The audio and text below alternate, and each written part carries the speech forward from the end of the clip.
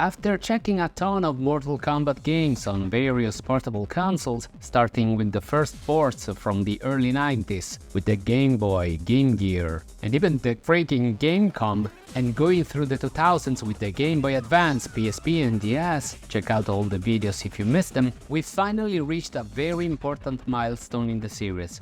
So, elation and jubilation gamers from all around the world. I am Lucian and this is the World Gamer Show. And today, we're going back to the past to take a look at Mortal Kombat 2011, but on the PlayStation Vita. So, I suppose this makes this game Mortal Kombat 2012 actually? Well, whatever. What we really want to know is, could this be the ultimate version, or should we just perform a fatality on this one? Well, let's find out.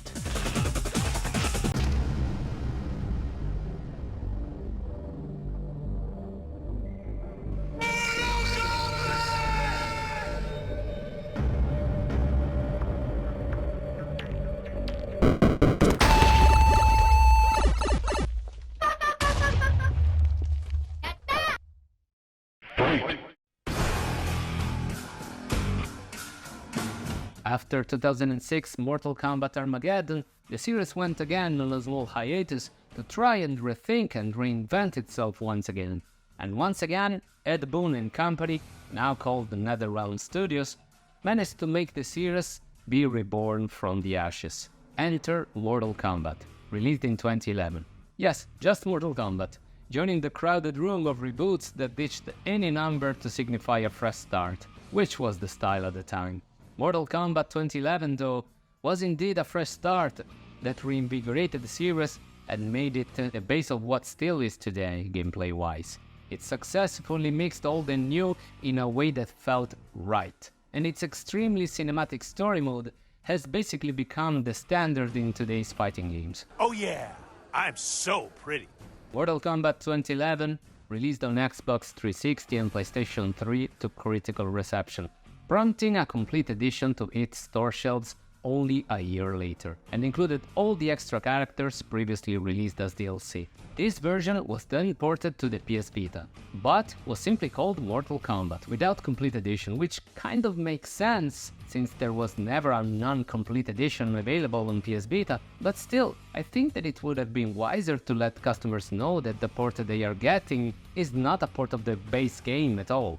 In fact, it's totally the opposite once again. What are you talking about? Just like with the Unchained PSP version of Mortal Kombat Deception, this MK on PS Vita not only includes all of the content from the complete edition, but also includes even more exclusive content than any home console version, making this the definitive version of the game, at least content-wise. Dun dun dun!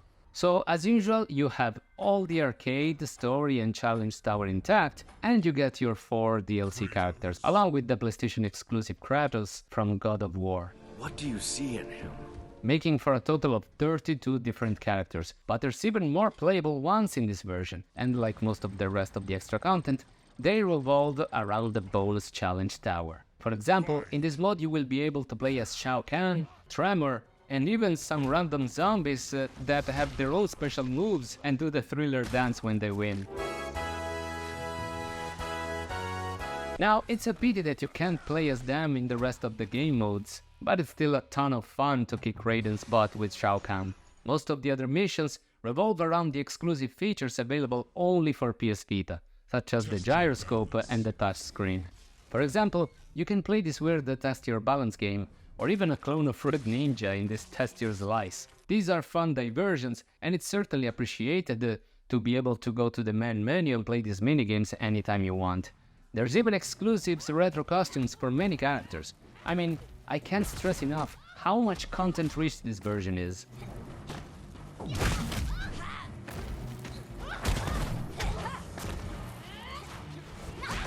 Now, of course, the graphics took a small hit here and there, no pun intended, especially in the characters' models. Yeah, right. But this is really only noticeable when we get to see them up close. The most important part is that the frame rate is rock solid 60 FPS, so considering this, I don't care if the graphics are slightly less detailed.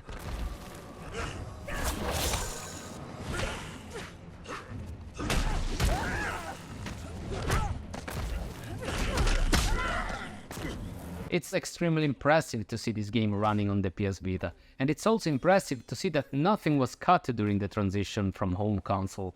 Even tag team fights have been included, and with no slowdowns at all. And of course, the crypt is still there.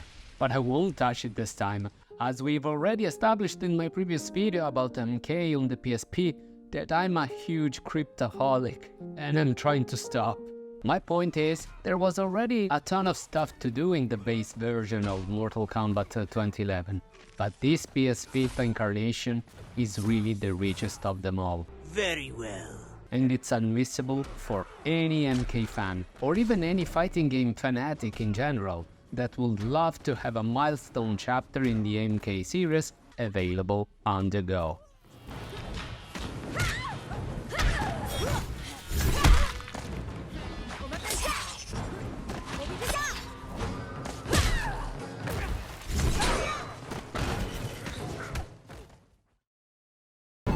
Well, that really wraps up this video. I hope you enjoyed it, and if so, feel free to support my channel by uppercutting this video with a big like and subscribe. Also, I'm very curious about your story with Mortal Kombat. Did you play this game back when it was released? Are you a Mortal Kombat fanatic such as myself? If so, share your thoughts and memories in the comment section down below. And if you love the Vita as much as I do, feel free to check out my other content. You might also want to check out the rest of my Mortal Kombat videos covering other MK portable games. And join me next time as we march on towards the next stop in our Mortal Kombat portable history series of videos. Next, we will take a look at Mortal Kombat games on some of the most hideous devices ever conceived by mankind: cell phones.